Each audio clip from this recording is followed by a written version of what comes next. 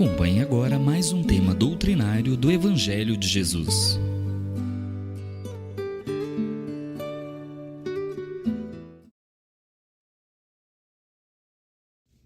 Boa noite.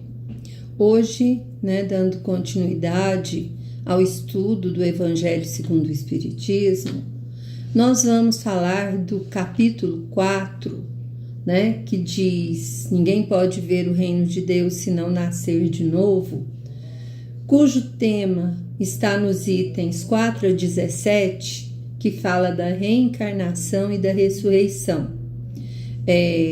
Dois temas importantes para nós entendermos o seu significado, E são muitas vezes confundidos, e eles têm diferença entre si. Então, é um tema, assim, importante para a nossa compreensão, e nós precisamos entendê-lo, mas de uma forma resumida. Eu vou tentar resumir, porque são itens grandes que estão no Evangelho, praticamente todo o capítulo, quase, e muita coisa a ser dita. Então vamos dar uma resumidazinha, mas para a gente procurar compreender, o que é reencarnação, o que é ressurreição, e entender a importância, desses princípios da doutrina espírita. Tá bom? Então, a reencarnação, ela fazia parte dos dogmas dos judeus, sob o nome de ressurreição. Só os saduceus, cuja crença era de que tudo se acaba com a morte, não acreditavam nisso. As ideias dos judeus sobre esse ponto, como sobre muitos outros, não eram claramente definidas, porque eles tinham apenas vagas, incompletas noções acerca da alma e da sua ligação com o corpo. Eles não tinham conhecimentos amplos ainda, não. Ciência não era muito desenvolvida, então eles não conheciam muito, Eles acreditavam que um homem que vivera poderia reviver, mas sem saber precisamente de que maneira esse fato poderia dar-se. Eles designavam pelo termo ressurreição, o que o Espiritismo, mais judiciosamente, mais criteriosamente, chama de reencarnação. Com efeito, a ressurreição dá a ideia de voltar à vida um corpo que já está morto, o que a ciência demonstra ser materialmente impossível, principalmente quando os elementos desse corpo já se acham desde muito tempo dispersos, na natureza, absorvidos já pela natureza, desagregaram-se, esse corpo já se desfez, Portanto, a reencarnação, ela é a volta da alma ou espírito à vida corpórea, sim, mas não naquele corpo que já se desfez, que já morreu, mas num outro, especialmente formado para ele e que nada tem de comum com o anterior, com o antigo. Então, a palavra ressurreição podia aplicar-se a Lázaro, que foi ressuscitado, mas não a Elias, e nem a outros profetas, porque veio em um outro corpo, e vários outros profetas também. Se, portanto, segundo a crença dos judeus, João Batista era Elias, o profeta Elias, o corpo de João não podia ser de Elias, porque João fora visto criança, seus pais eram conhecidos. João podia sim ser Elias reencarnado, mas como o corpo era outro, ele era reencarnado e não ressuscitado, porque João Batista não usava o mesmo corpo que Elias, que o corpo de Elias já havia se desintegrado, se desfeito, Havia um homem dentre os fariseus de nome Nicodemos. Ele era um senador dos judeus. Ele foi uma noite encontrar Jesus e lhe disse: Rabi, sabemos que vens da parte de Deus para nos instruir como mestre, pois ninguém poderia fazer os milagres que fazes, se Deus não estivesse consigo. E Jesus lhe respondeu: em verdade te digo, ninguém pode ver o reino de Deus se não nascer de novo. Nicodemos, então, lhe fez uma pergunta: como pode um homem nascer sendo velho? Porventura, ele pode entrar no ventre da sua mãe e nascer outra vez?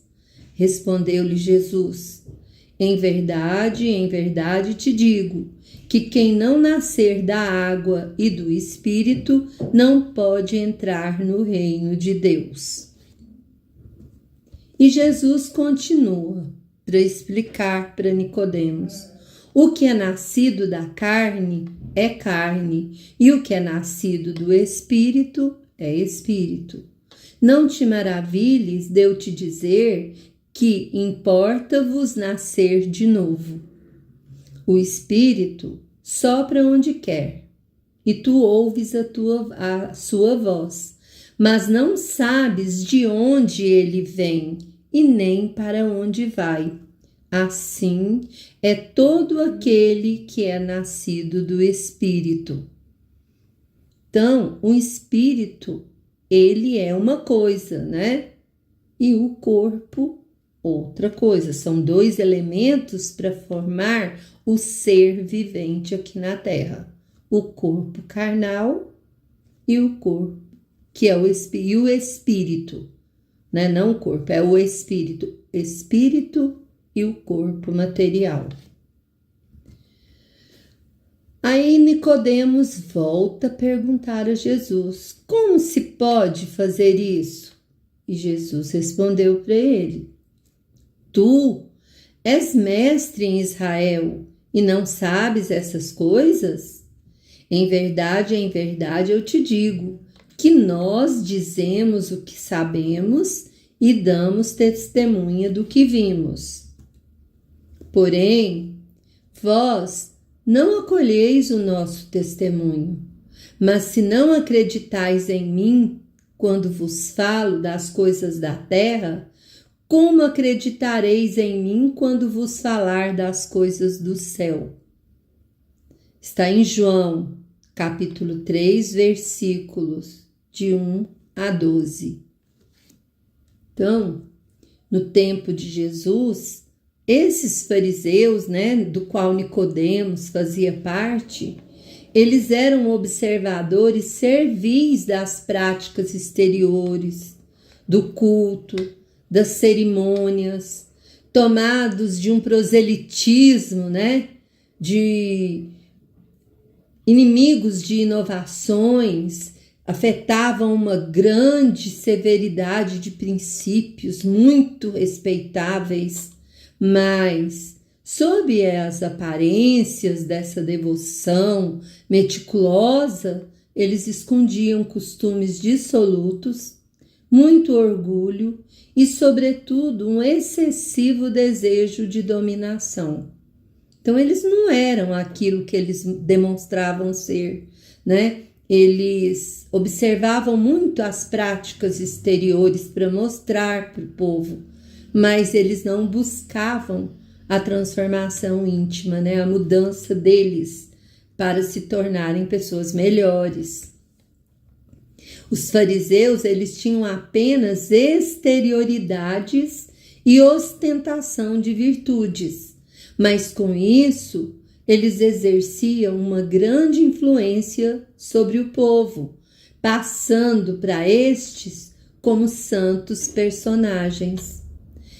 Esses dizeres estão, né, na introdução de Kardec ao Evangelho, no item 3. A gente pode ver Kardec, né, que que recebeu orientações dos espíritos codificadores, ele faz essa colocação para nós. Então, eles tinham uma capa, né, de pessoas respeitáveis, sábios, estudiosas, respeitadoras de costume, mas no fundo, eles não passavam de orgulhosos que demonstravam uma coisa que, na verdade, eles não eram. Eles, os fariseus, eles sentiram-se, pois, atacados por Jesus, porque Jesus ensinava e vivia exatamente o contrário do que eles faziam, né? Então, eles se sentiram ofendidos, atacados. Jesus era contra tudo aquilo que eles eram e eles não aceitavam isso, né? Eles eram os poderosos da época. Quando Jesus diz a Nicodemos que ninguém pode entrar no reino de Deus se não nascer de novo, ele expõe claramente a lei da reencarnação. E a pergunta de Nicodemos para ele demonstra a ignorância, né, dos fariseus da época ante a continuidade da vida depois da morte, que era o mesmo pensamento de todos os fariseus naquela época. Como? Como que um homem vai de volta para o ventre da sua mãe, né? Não tinha ideia, não sabiam como isso acontecia. E Jesus, complementando, lhe diz que somente entrará no reino de Deus aquele que nascer da água e do Espírito. O que é nascido da carne é carne, o que é nascido do Espírito é Espírito. O mestre, nesse momento, ele faz uma clara distinção entre o corpo carnal e o espírito. O corpo renasce pela água. A vida orgânica é a representação da vida orgânica, a água, que se origina na água. É o elemento material, é de onde surge, né? O corpo é a representação.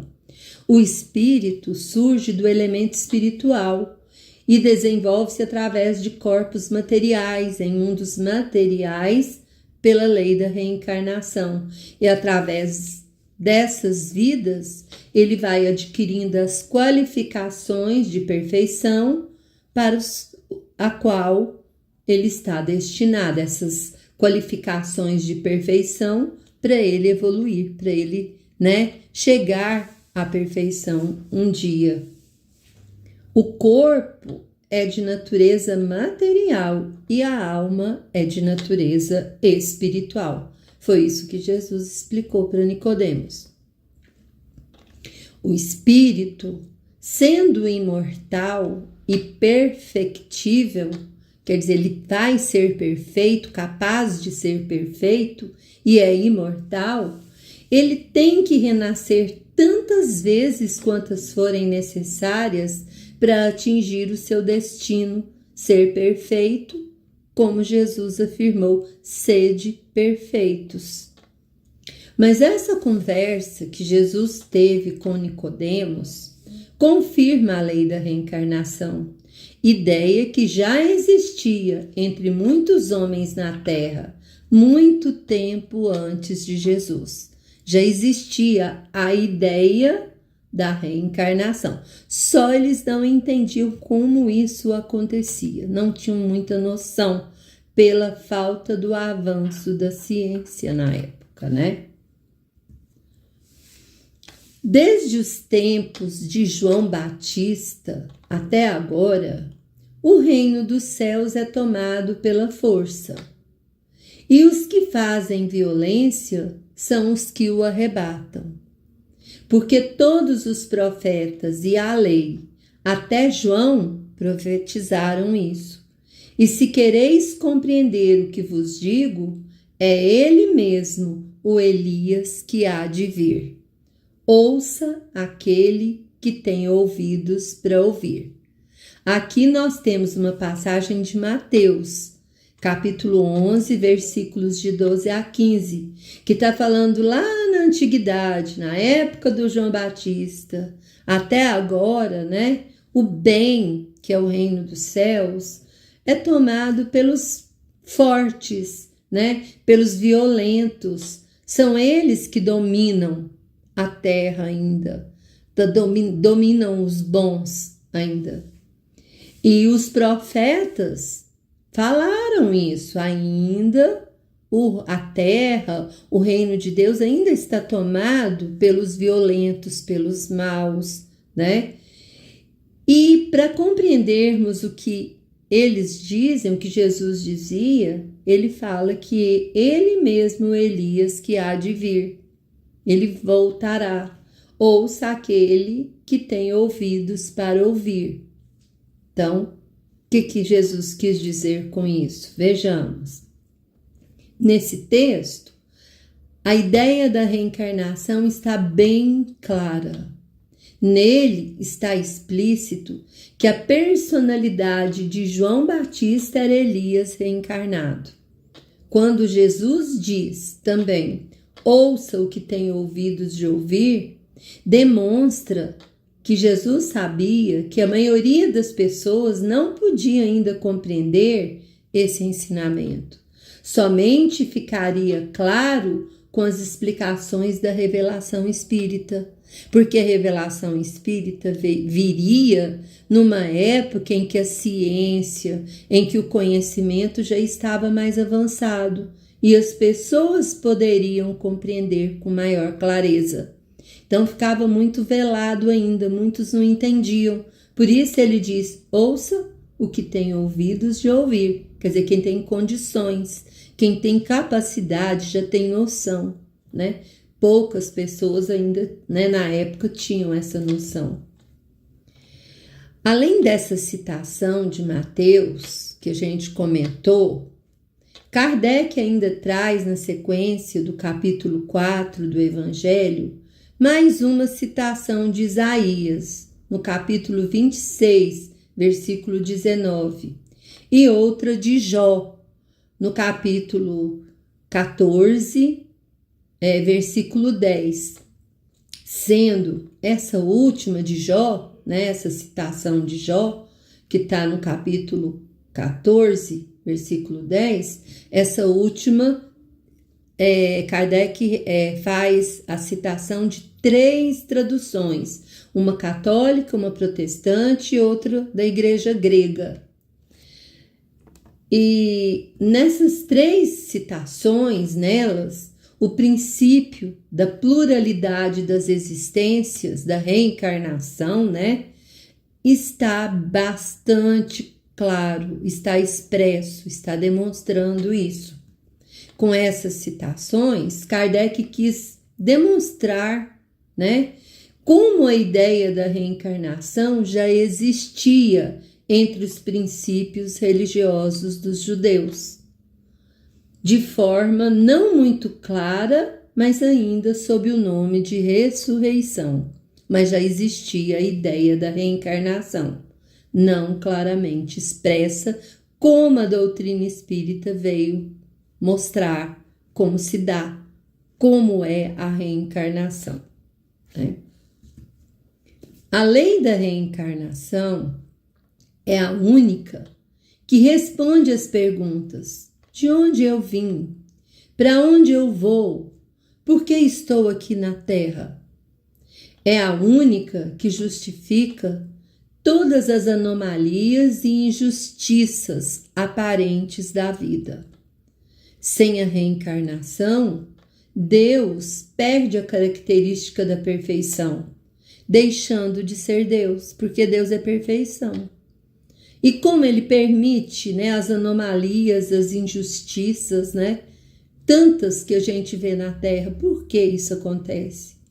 E a reencarnação explica a justiça de Deus através da reencarnação. Deus é o nosso Pai soberano, justo, bom, perfeitamente justo e bom. Só a reencarnação explica as desigualdades morais, sociais, econômicas existentes no nosso mundo. Somente a reencarnação dá aos homens as condições e estímulos para continuar trabalhando no desenvolvimento do bem, tanto na Terra como em si mesmo, na certeza de que a humanidade de hoje, constituída de espíritos milenares, mas rebeldes, tornar-se-á um dia uma humanidade melhor, mais justa e que vale a pena esse esforço no sentir, pensar e fazer o bem. Somente com a lei da reencarnação, muitos dos ensinos de Jesus se tornaram claros, lógicos, entendidos e aplicáveis de forma consciente e racional.